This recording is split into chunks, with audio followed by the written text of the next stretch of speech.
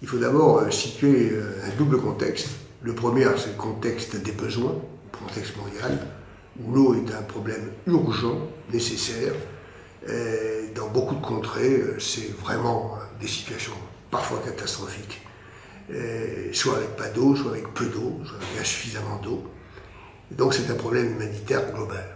Bon. De l'autre côté, vous avez les donateurs. Dans les pays comme la France, mais nous ne sommes pas les seuls à nous pencher sur ce problème et ces situations très difficiles. La France, et notamment ses collectivités, ont une propension naturelle à essayer d'aider les personnes qu'elles rencontrent ou avec lesquelles elles ont des relations et qui sont en difficulté. Et donc beaucoup de collectivités françaises avaient amorcé des soutiens, des actions, le financement d'actions ponctuelles. Jusqu'au jour où on s'est aperçu que les impôts locaux étaient faits pour des objectifs uniquement locaux et non pas extérieurs. Et donc il y a eu un blocage de la part des autorités de tutelle qui ont dit non, vous n'avez pas le droit de le faire. Et ça a bloqué un mouvement de grande générosité qui était assez développé déjà en France, tant pour les collectivités que pour les organismes spécialisés comme les syndicats d'eau, etc., voire les agences. Donc tout s'est arrêté dans les années 2002-2003.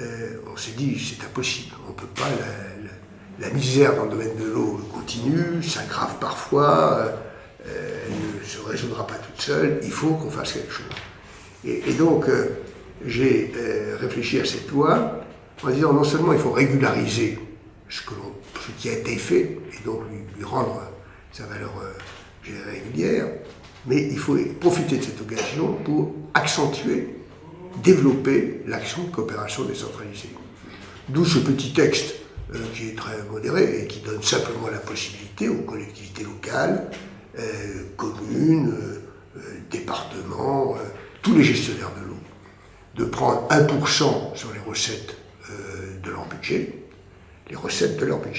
pour l'affecter à des actions humanitaires de soutien et d'aide.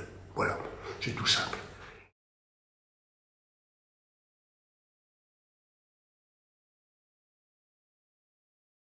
Alors, ce projet de loi, le gouvernement n'y était pas trop favorable à l'époque, un peu réticent, c'était une taxe de plus, mais c'est vrai, on peut l'analyser comme on veut, ce 1%, c'est volontaire, c'est totalement décentralisé, c'est affecté uniquement à l'eau, néanmoins, c'est quand même un prélèvement de plus. Bien.